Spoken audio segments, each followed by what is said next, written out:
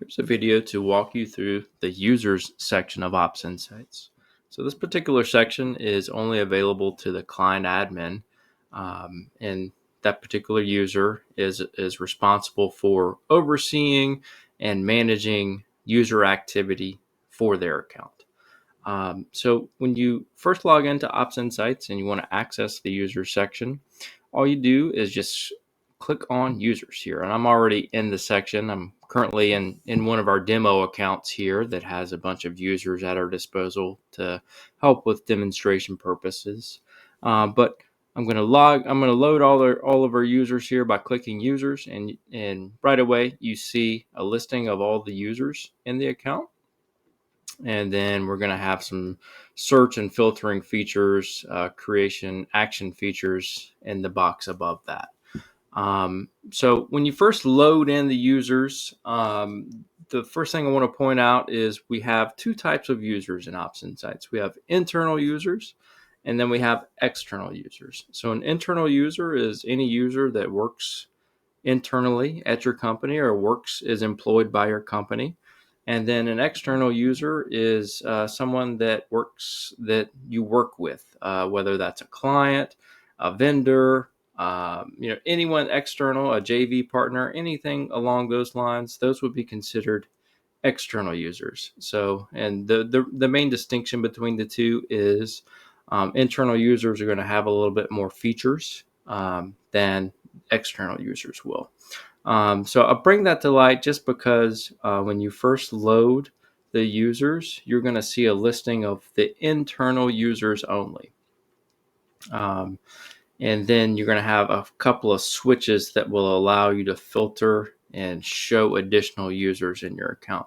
So for instance, if you load this page and you're searching for one of your vendors that you've set up, then they're not going to appear immediately. The first thing you'd have to do when you load this page to see your external users is click or toggle the switch, show external users, toggle that value from no to yes. And when you do that, you'll see that we load in some additional users here. Some additional users pop in, and you can see that the external users are denoted by this little tag that reads external by the name column there. So if you were interested in viewing an external user along with your internal users, that's how you would do it. Additionally, users can be managed by enabling or disabling them. So if a user leaves your company or if a user no longer needs access to Ops Insights, it would be the client administrator or the client admin's responsibility to go in and disable that user. And to do that, it's very simple to do. I'll show you how to do it in just one moment. But first, I just want to show you how to view users that are both enabled and disabled in your account. So very similarly to the way we have the show external switch, we have a show disabled users switch. So if we click on that, that's going to load some additional users. So when you have both of these switches toggled on, these are every single user in your account. And you can see we've got the externals here with a tag, and then we have the disabled users here, and they're denoted by a checkbox, an empty checkbox in the enable column here.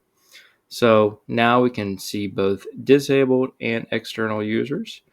Additionally, if you want to search for a specific user in your account, let's say we're going to try to find the accounting manager, we can just search for account and then click enter. So you don't have to type the full name of the user. You can just type in the first few letters and that will appear.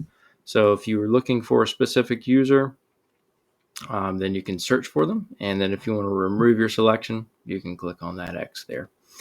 And just a few more things before we get into managing the user. We're just going to remove our show disabled and show external users filters now. We're going to click on create new user. So if you want to create a new user in your account, this is how you would do it. It's very simple to do. You just click create new user. And you just need a little bit of information for them. You need their first and last name, their email address, phone number, and what their job title is. From there, you would just, you don't have to, but it is recommended to assign an access role to their user. And again, an access role is just how reports are assigned to users in Ops Insights. So just to give you a quick overview, reports are first assigned to an access role, and then an access role is assigned to a user. And this is done to make user management easier in the long run. Instead of assigning several reports to each individual user, it's this method allows you to quickly and easily add or remove reports to or from multiple users. Now, if you need additional information about access roles and how they work, you can see the access roles section of our user documentation site, or you can reach out to our support team, support@opsinsights.com. And again, this is just a very quick overview, so we're not going to go too far into depth with access roles.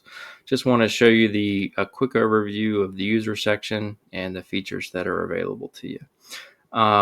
So just want to point out, we can also select the user type here as well when you're creating a new user. So obviously, if you're creating a user that works for your company, it would be an internal user.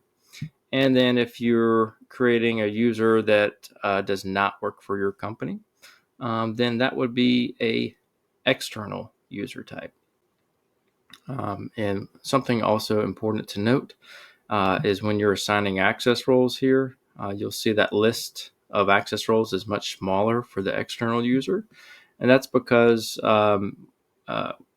we have those two user types. We also have external and internal access roles as well. So you can see here are the external access roles that we have available in this particular demo account. And if we toggle it back to internal, then you can see we've got quite a bit more of internal access roles. And again, obviously, an internal access role is assigned to an internal user, and an external access role is assigned to an external user. So those are the filtering, searching, and creation features of the users section. And now we'll quickly get into user management. So let's say, for instance, you need to go in. Let's say accounting manager here has left the company and you need to disable that particular user from the account. It's very easy to do. You just click on accounting manager here, click on their name, and we're just going to toggle the status from enabled to disabled. And we're going to click update user. And since disabling a user is quite a big thing, so for instance, once a user is disabled, they'll no longer be able to log in. We want to have you confirm that that's what you intended to do. Sometimes you can accidentally click on something and click update, and then that user would be updated by mistake. So you just have to confirm that you intend to disable the user, which we do, and you can see that user no longer appears in our listing.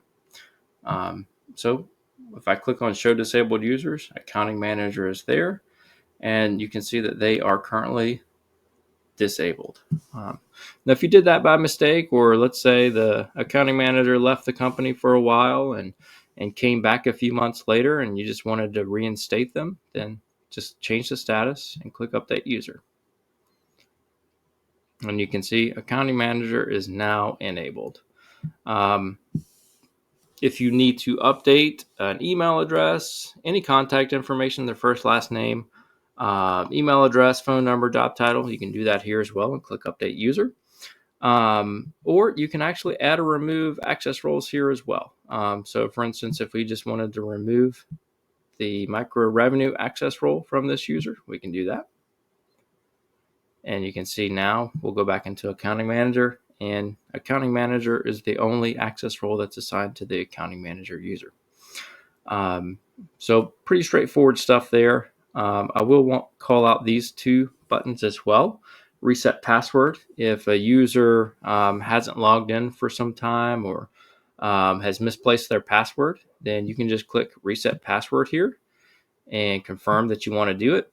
And you'll receive a confirmation there. But basically what happens is a temporary password will be generated and emailed to the email address on file for that particular user. Finally, reset user criteria values. So with the criteria values, there are 3 levels of values of criteria lock-in values that exist in Ops Insights.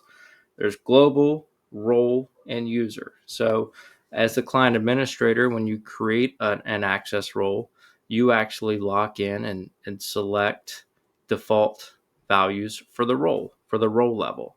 But users can actually go in and change some values on the user level.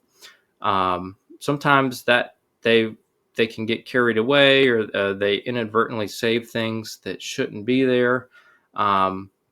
So, for instance, if you have 2 reports on a user's, if you have a report on your dashboard and a report on a user's dashboard assigned to the exact same role, and it's showing different values, then the easiest fix is just to reset that user's criteria values.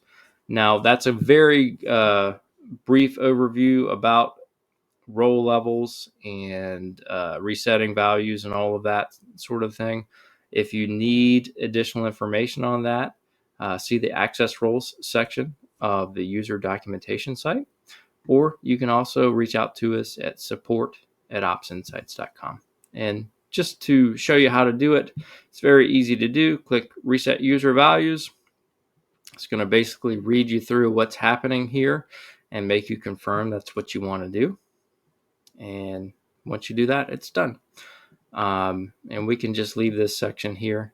And that's basically it for the user section. Obviously, if you want to change the page, you can do that.